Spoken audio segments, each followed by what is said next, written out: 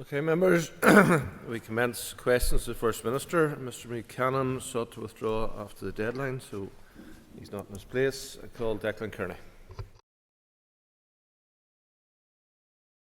First Minister. With your permission, can Corlia, Junior Minister Early will take this question.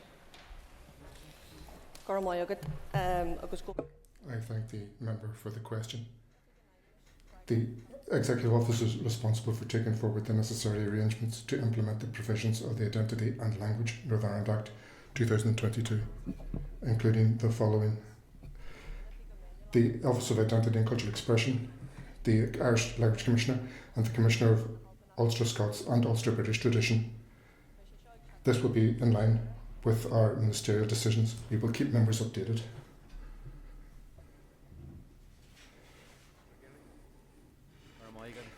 Thank you, Speaker, and I thank the Minister for that answer. Can the Minister give us an update on the work that is ongoing to establish the structures and the systems laid out in the Identity and Language Act? Yes, of course. There has been work has been prepared by the Department to introduce practical bodies. Among the work done is preparatory work to take forward recruitment, governance and accommodation requirements, along with outline business case. We will have to take steps to take new steps to introduce new bodies. I thank the Minister also. Can the Minister give a timetable how things will be implemented and when the missionaries will be appointed, and also what budget will be available for the office of the officers of the Commissioners? I thank the Minister for that question. According to the experience of my department, the public process will take approximately a year from when ministers take the initial decisions in respect to the process. As 3 competitions need to be at the same time, it will take up to public appointments when no time may be crowd. Speaking for myself, I will do my best to see that these appointments will be made. As you know, the laws already exist for an Irish Language Commissioner, and we would like to make progress. And the Identity and Irish Language Act. And I know that the member wants to see the commissioners established as soon as possible, and will I will give you more knowledge as that it comes available.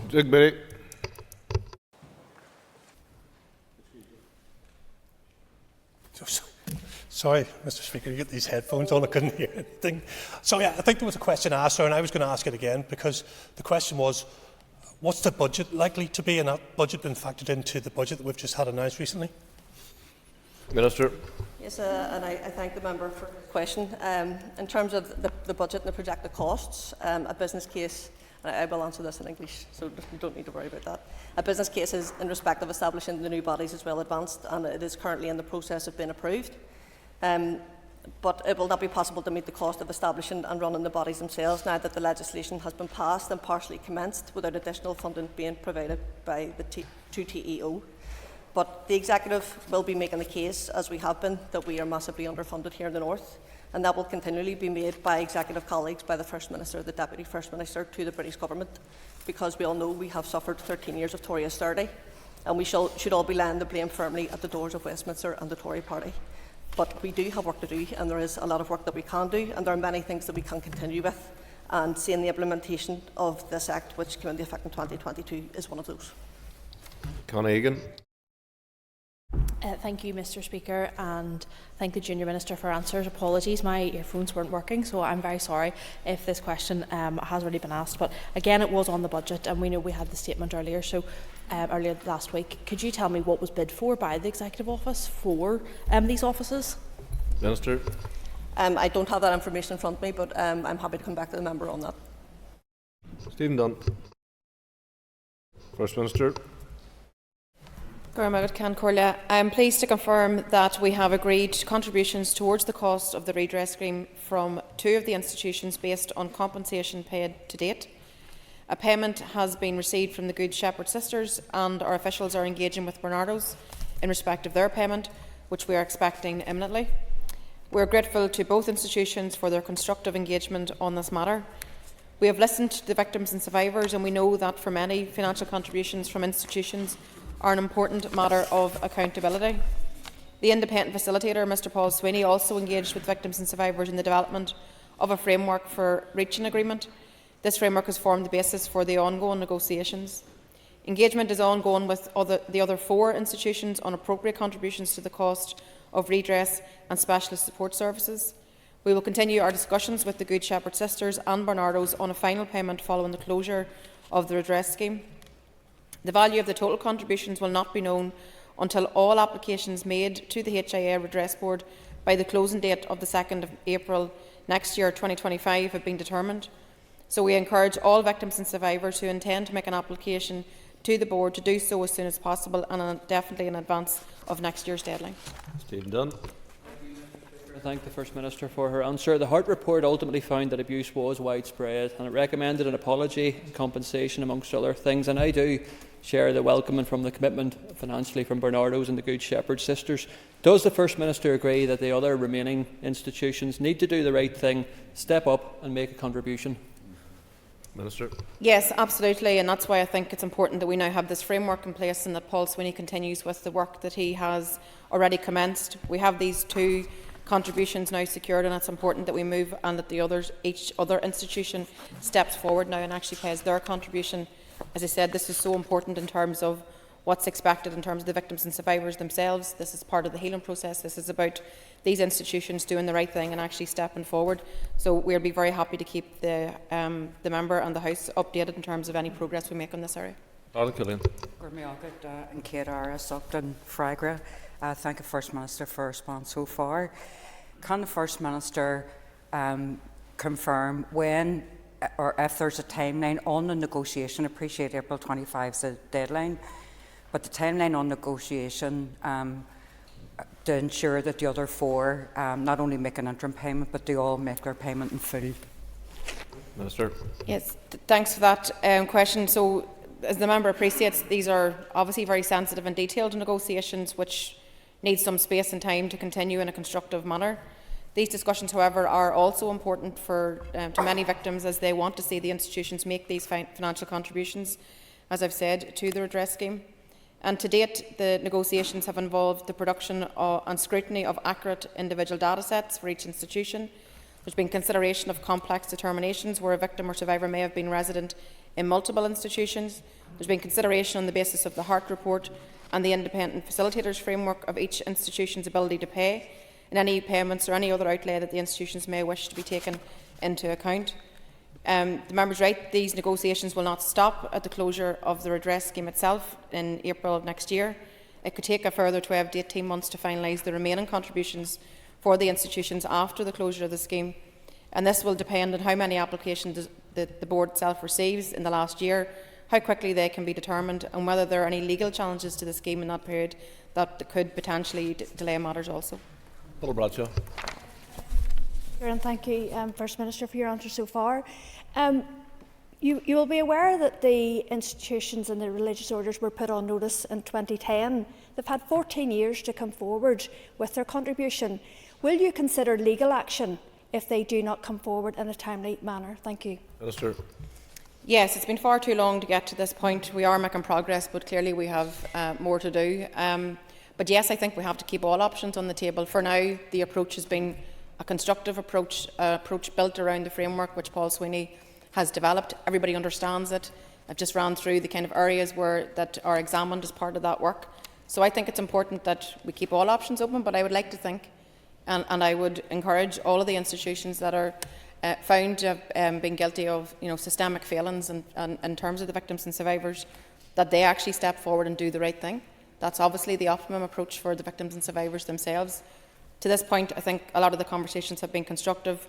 2 organisations have stepped forward. The others need to do likewise, and I hope that we can progress that in the weeks and months ahead. Mac Nesbitt. The progress as reported by the First Minister, but wonder, was any consideration given to asking the institutions to pay up front into a fund from which any overpayments could have been refunded? Minister. I think it was, as I outlined in a previous answer, taking a look at all the data sets, the information that we had, the institutions themselves disclosing their own financial circumstance, us and in terms of our officials doing its own due diligence in terms of what we understand to be the assets of some of these organisations.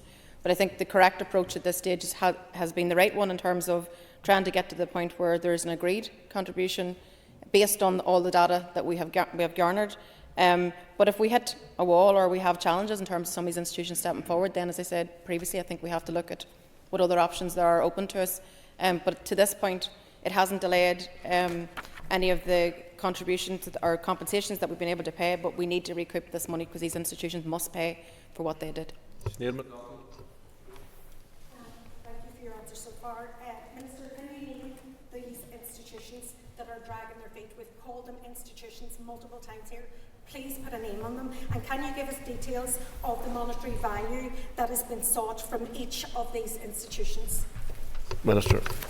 No, I can't put a monetary value on what's been sought from each institution. The reason being that the negotiations are in live play. The negotiations are ongoing and they're sensitive, and they're all each at different stages in terms of what we've been able to establish in terms of the data, the finances, the current state of play. So I think it's important that we give space for the negotiations, that we encourage the constructive manner in which they have been taken.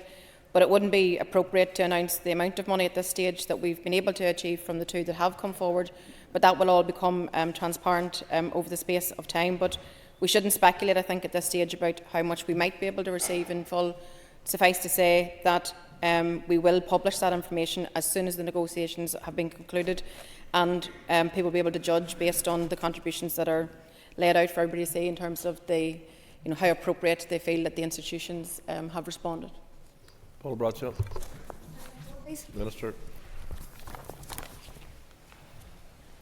We have been unwavering in our commitment to implement the 5 key recommendations in the Truth Recovery Design Panel's report into mother and baby institutions, Magdalen laundries and workhouses.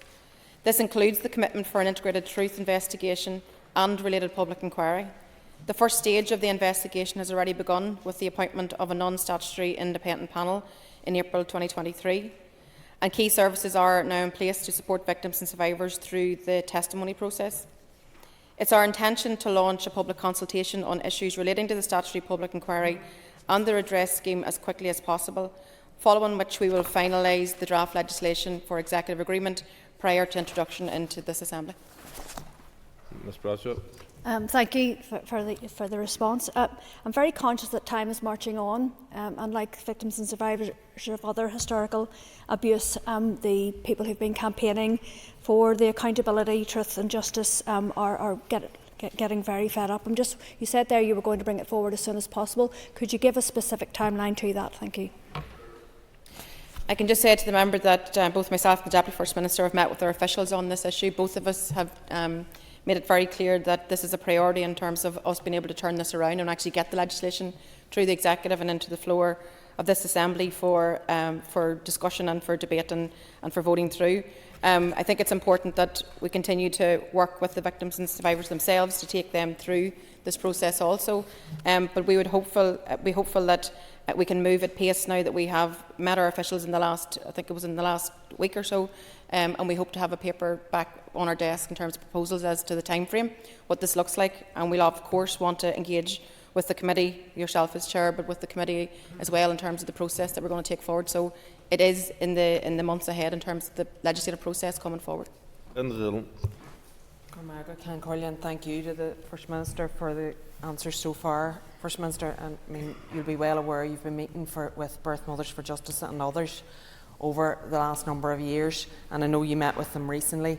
They have requested a meeting with OFM DFM and would really be greatly appreciative if they could have that conversation. But can you also give us assurances that all of the victims and survivors involved in the mother and baby homes and Magdalen laundries will be given the information around timelines and consultation and what's going to happen next before anyone else? Absolutely, I agree that women who were, as I said to the previous answer, women who were in mother and baby institutions, Magdalen laundries, the workhouses, they've all waited far too long for truth, justice and acknowledgement. And what many of those women experienced and endured within these institutions is just beyond probably many of our contributions or our comprehensions. So it's our intention that a public consultation on the key policy issues relating to the public inquiry will launch as soon as possible.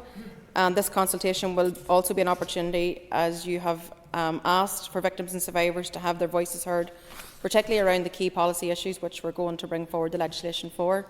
But following the consultation itself, then we're going to be in a position, as I said, to finalise the draft legislation.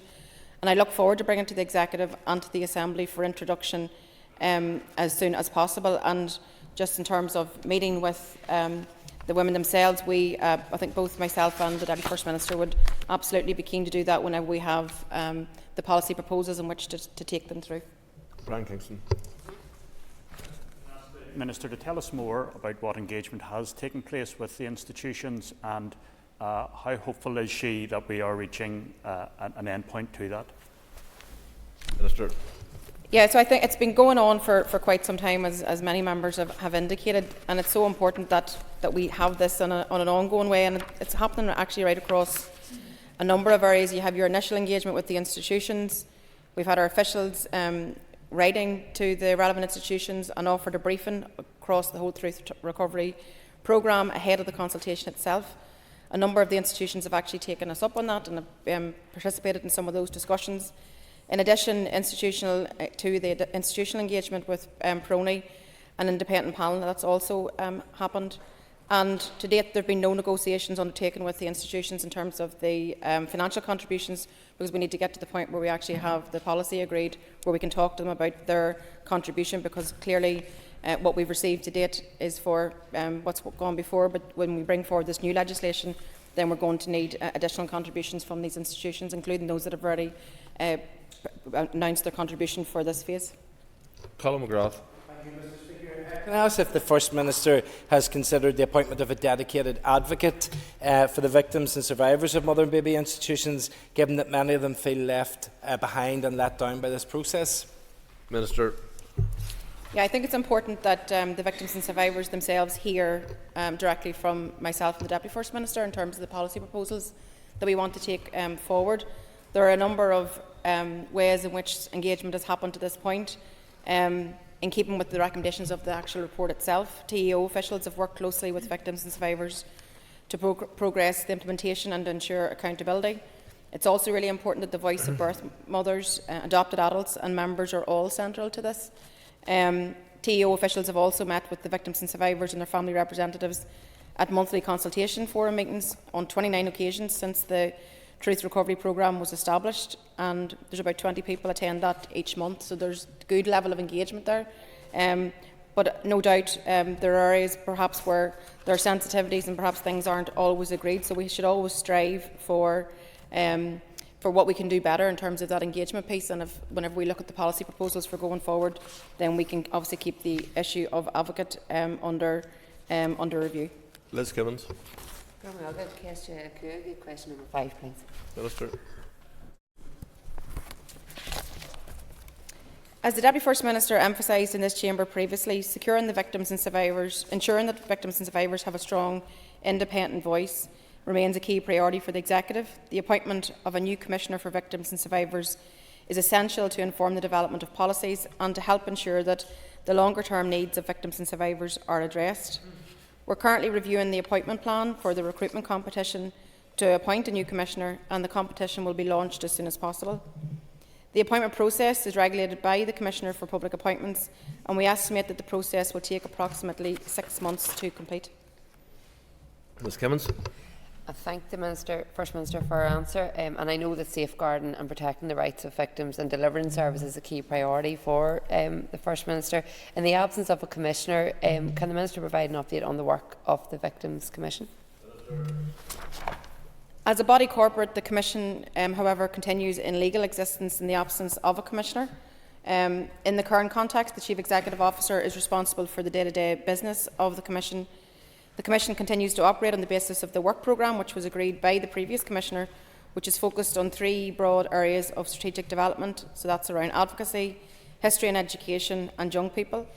The Commission also continues to play a key role in a number of important areas such as design of the new draft strategy for victims and survivors, development of the regional trauma network and delivery of the victims' payment scheme. There is no substitute for a Commissioner as a key advocate for victims and survivors being in post, so I am very hopeful that the current recruitment process will launch as soon as possible. Question 6 withdrawn. I call Minister. I acknowledge the importance of the Victims Payment Scheme to victims and survivors. It recognises the suffering of those who have a permanent disablement as a result of the conflict and provides the financial support they need to help them move forward with their lives.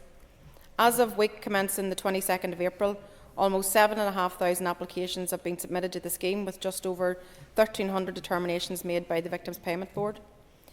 To date, more than £39.6 million has been made in payments to applicants. We appreciate that there are some concerns about the length of time it can take to process an application. This is because each application is unique, it's got its own complexities, and the Victims Payments Board must consider each application on its own merit to provide the best outcome for applicants. The historical nature of much of the evidence, when record keeping may not have been to the same standard as today, also means that evidence gathering at times can be challenging. The Victims Payment Board has processes in place with a range of partners to assist in retrieving this evidence on behalf of applicants, and I would reassure everyone that officials are working closely with all organisations that support victims and survivors to keep the scheme under review and to look for ways for improving the throughput of cases. The Deputy First Minister and I have also written jointly to the Secretary of State to support the extension of the backdating deadline, which is currently the 31st of August of this year. And we've also suggested that the extension should align with the closing date of the scheme, which is currently the 31st of August 2026, because that will allow for more time for eligible applicants to be able to avail of the backdated payments. Mr Butler. I thank the First Minister for her answer and the assurance in and around looking at the time scales. One of the other issues that is obviously popping up that the Board will be aware of is unsuccessful applications. Is there any evidence, or can you point me to those that have applied to the main reasons that applications are not being successful? Minister. As I said, I think there's a number of complexities just built around the system and in terms of gathering information and doing the due diligence work. But each application is going to be unique and just brings its own set of complexities to it. For example, another area where it adds just to things is that there are 1 in 3 applications, for example, include multiple relevant incidents, with up to 50 listed in one application. So that kind of shows you the challenge. And I think the historic nature of much of the evidence is a challenge when record keeping wasn't the same then as it is today. I'm not aware of any particular underlying thematic thing coming through, but I will inquire about that, just given that you've asked me that question, and we can write to you if there is any sort of thing that's being identified. But I'm assuming, given the ongoing review of how we're doing things, how the payments are being made, how the process is working, it would be flagging up those areas. But if there's anything in particular, I'm happy to write to the member. Ciara Ferguson. Thank you, Mr Speaker, and thank you to the Minister for our answers thus far. The Victims Payment Scheme obviously is a crucial support mechanism for those who have suffered permanent injury during conflict. My questions focus on cost. At one stage it was suggested that the scheme would cost upwards of £600 million. Can the First Minister outline what are the future funding arrangements for the scheme? Thank you. Yeah, funding for the Victims Payment Scheme continues to be an area of significant concern for the Executive, and we're aware that the Finance Minister, Dr Keith Archibald, is engaged in a formal dispute process with Treasury in London. This issue was noted in the Executive's letter to the Prime Minister whenever we discussed this at length with the Secretary of State when we met him on the 18th of April. It's our view that the British Government must contribute to the scheme costs, because it's always been and remains the position of the Executive that the scheme, which was designed and legislated for by the British Government, goes further than what was originally intended by the Executive and set out in the Stormont House Agreement, and that not enough consideration was given to the potential impact on the Executive's budget. So that's going to be an ongoing piece of work for us. David Hunleyford. The First Minister for answers. Can I ask the First Minister when the scheme will be extended to include those people who were bereaved? Sorry, I didn't hear the end of your question. To ask when it will be extended to include those people who were bereaved. Thank you for that. This is something that we are currently looking at. I think it's important that, I'm just going to get you the right information. we're very aware that the issues affecting bereaved victims and survivors, and we're very keen that we can address their needs and acknowledge the ongoing loss felt by many. Our department has been funding the VSS to provide financial support to those bereaved victims and survivors for many years, and I'm pleased that back in April 2021 we were able to reopen the scheme for new people to come forward so that all bereaved victims can avail of this support. And since the self-directed support scheme opened in 2017, our department has provided over £13.5 million of funding to VSS to support bereaved victims and survivors. So I think that this is something that we continue to keep under review also in terms of the support that we're being able to provide. Justin McNulty. Thank the Minister for her answers thus far. Minister, further to the previous question in relation to victims and survivors, those who don't have physical scars but whose lives have been changed utterly and who bear the psychological scars, who've had to leave their homes, who've moved country to get away from the terror, they bear those scars to this day. Will the Troubles Permanent Disablement Scheme accommodate those people? Minister.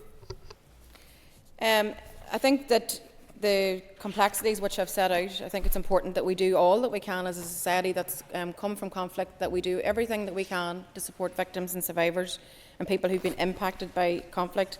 The issue that you refer to, or the category of people that you refer to, is not currently under the remit of the scheme, but I take on board what the member raises. Brett. Minister. With your permission, Mr. Speaker, Junior Minister Riley will answer this question.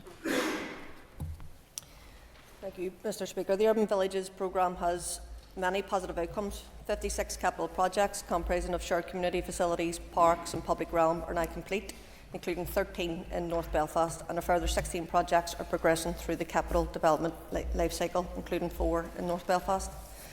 A few examples of these projects include the Marrowbone Millennium Park, the ABC Trust Health and Leisure Hub in North Belfast, Park New Cullen and Healthy Living Centre in the Cullen area of West Belfast, Newgate Arts and Cultural Centre and Meanan Square in Derry, Prokick Community Gym and Hosford Community Homes and Inclusion Hub in East Belfast, and the Lock House and Donegal Pass Food Relations Hub in South Belfast. Since 2016, £13.5 million has been invested through revenue projects to improve good relations outcomes in all 5 urban village areas, with over £2 million invested in North Belfast. Officials have developed a range of options for the future of the Urban Villages programme. We are committed to continuing to promote thriving places and achieve the best outcomes for all our citizens, and we will update members on future plans for the programme once options have been considered. Mr. Brett. Mr. Speaker, and thank you, Junior Minister Riley, for that update. Can the Junior Minister confirm that as part of those options that the Executive Office will look at the extension of the Urban Villages Initiative scheme to cover other parts of North Belfast to ensure that all communities can continue to benefit from this very welcome investment? Minister. Yeah, and I thank the member for his follow-up question. In its design, Urban Villages was never intended to be a core funder. And the aim was always to provide additionality to existing provision within areas. It was always envisaged that Urban Villages would be a time-bound programme and not a perpetual long-term funder.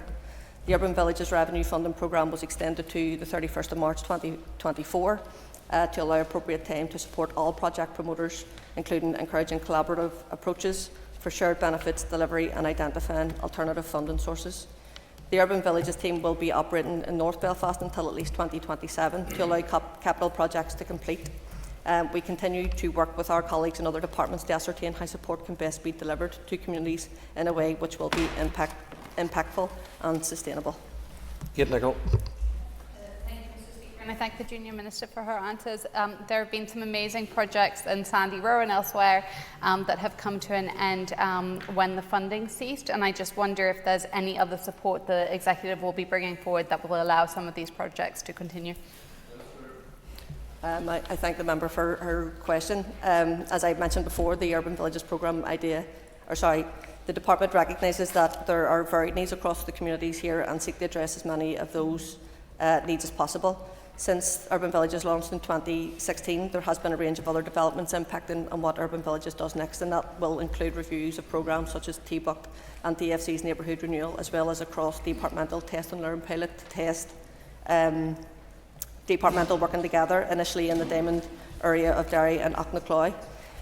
We look forward to updating members once we have considered how best to continue with our aim of promoting thriving places and achieving the best outcomes for all our citizens. But just to say that the Urban Villages programme idea has proved to be very successful, as you have said, and in particular the co-design process with communities, because we all know the communities are best placed to reflect their needs better than any one of us here can, or any official can. So as I said before, TU officials have developed a range of options on the future of the programme, and once that has been considered, members will be updated. Move to topical questions. Call Matthew O'Toole. Thank you, Mr. Speaker. First Minister, our party spent years arguing for an open border on this island in both goods and people. Do you agree with me that we need an open border on this island? And should we be successful in the future in achieving a united Ireland, we will need the most open border possible between the islands of Britain and Ireland? First Minister. Can I say it's really, really important that we respect all sets of relationships across our two islands, and that we work on the basis of good neighbours. And obviously in terms of the constitutional position, what I want to achieve and what the Deputy First Minister wants to achieve are two different things, but that's okay. We can work together in the executive whilst pursuing our own political aspirations for the future of this place that we all call home. Mr. O'Toole. Thank you. First Minister, I specifically asked you about the phrase open borders. I think this is important because our parties have fought for a long time to have the most open border on this island in goods and in people. If you agree with that, why is your party leadership using a hard right dog whistle to talk about open borders? Isn't that, for the sake of a few votes, emboldening those who want to create a hard border on this island, including to make life more difficult for vulnerable people? Minister. Well, let me be very clear. I have no truck with the hard right, as the member would well know, and I absolutely support a system that is both fair, efficient, is enforceable, is compassionate in terms of migration policy, and we must do everything to make sure that anything that's done is human rights compliant. That should be the underlying factor in everything that we do. So absolutely, of course, we have a unique circumstance in our island because of partition, and that must be respected also. But we also enjoy the free movement of people across our islands. And we also, to make a more political point as opposed to from the Executive Office point of view, Ireland can't become a casualty because of the horrific Rwanda legislation that the Tories have decided to railroad through. So I'm very clear in terms of that. It's a disgraceful policy, does not serve the needs of anybody. But what we need to see now in terms of the issues that have arisen over the course of the last couple of days is that officials need to get to grips with this issue. And we certainly have tasked our officials to engage with counterparts in both Dublin and London to get more information in terms of the issues that have been raised, because it's important that solutions are found whenever problems are identified. Danny Baker. And thank you for the First Minister for answer so far. I know tomorrow we will hear a report on the recent meeting of the North-South Ministerial Council. Would the First Minister agree that the efficient functioning of all our interlinked political institutions provides us the opportunity and structures to build cooperation and joint approaches across these islands? Minister. Yes, and I think it builds on the previous question. I mean, the North-South Ministerial Council, which I will speak to tomorrow in terms of giving feedback to the Assembly around that engagement itself, it's an important part of the jigsaw in terms of the institutions of the Good Friday Agreement, and it's important that all elements of that are up and running and working again. So I'm glad that we have sectoral meetings happening again, because I do believe that our people are best served whenever all institutions of the Good Friday Agreement are delivering, and that's on a north-south and an east-west basis. It's important that all those sets of relationships are respected and worked upon. So for my part, I'm certainly committed to making progress, continue to work together on all those bases, because I think that whenever we collectively work through all of the institutions of the Good Friday Agreement and we're faithful to it, then I think we can continue to build a better future and give the people the support out there that they elect us to deliver for them. Mr. Baker. A few weeks ago, the British-Irish Parliamentary Assembly met and discussed a range of issues, including the horrors that are unfolding in Gaza, and called for an immediate humanitarian ceasefire. Would the First Minister also acknowledge the importance of this forum? Minister. Yes, I do. I don't think we can pick and choose across the institutions. I think it's really, really important that we respect all parts of the Good Friday Agreement and all institutions of the Good Friday Agreement. So I do recognise the importance of the forum, the British-Irish Parliamentary Assembly that you've referred to, and again repeat the point that I think we're all served better whenever all these institutions are working better. And I want to acknowledge just the members' comments in relation to the gravest human rights violation of our time that we're witnessing unfold in Palestine, and we have to use all forums and all platforms open to us to call an end to the genocide, to call for that immediate ceasefire, to call for aid to be delivered, to call for the hostages to be released. I think it's important that we all collectively make that noise as much as we possibly can. David Brooks. Fiscal Council has warned that despite top-ups to the Northern Ireland Block Grant, that it will not reach its budgetary needs until 2035. What discussions does the Executive Office plan to have with Her Majesty's Government to speed up the delivery of a fair funding model for Northern Ireland? I thank the member for that question, and as he knows, this has been the #1 issue for the incoming Executive. We acknowledged from day one that what was on the table in terms of funding was never going to be enough, and that we needed to get to a point where we had a sustainable budget situation, where we were in a much better fiscal environment. We've just come through a very tight budget, difficult choices for ministers to make. However, it's important that we continue this ongoing discussion with the Treasury, which we have now started in terms of the fiscal framework, and our officials and our Finance Minister are continuing to work at both at a political and official level in terms of the application of this needs-based adjustment factor in our financial package. So basically, do we get to a point where we have a proper funding model in place? Because we have work to do as an executive. We need to transform things. We need to do things better. We know all of that, but we need the right resources in which to do it. We need the money in which to invest in public services. And I am, absolutely determined, and I think the executive is determined to, with one collective voice, to continue on this conversation around with the Treasury. Mr. Brooks. Thank you, the First Minister, for her answer. She spoke about difficult choices, and most will understand that additional funding will come with some push for more efficient, cost-effective and better services through reform. Given the lack of pace of reform in some areas, health for example, how will the programme for government encourage significant progress? Sir. The executive itself is committed to transformation. We know that we can transform things, and we know we can do things better. We'll always be stronger at doing those things whenever we work in partnership and we provide the leadership that's required. And that's in health, that's in education, that's across all of our public services, because we know, for example, when it comes to the health service, we need to transform that service. We need to get to the point where we're talking about people's outcomes, how they can live longer, how they can be treated better. When it comes to education, we need to ensure that every child is valued in the education system, particularly those children with additional needs. So it's important that we continue to fight, and we let the public know that we're going to continue to fight for a proper funding model to allow us to do these things much better. Bradshaw. First Minister, you were earlier asked how much a contribution was being put to each institution, and I appreciate that. However, we know that £90 million has already been paid out in terms of redress payments, and that doesn't include administration and legal costs. Are you yourself satisfied that the amount being asked of the institutions is adequate in terms of the public purse? Minister. I'm satisfied that the framework that's being developed is the fairest way in which we can advance these conversations. So I'm satisfied that Paul Sweeney, who is heading up this work on our behalf, is challenging and pushing back and thoroughly investigating the contributions of these institutions. But we're not even at the end of the road yet. This is only, even the payments that have come forward are only partial payments. There's more to come, and we need to continue to ensure that we ensure that these institutions pay up, because it is such a large cost. It's the right thing to do, of course, but it's important that these institutions pay up. I think it's hard to judge the sufficiency or otherwise of them until we get to the final picture. Bradshaw.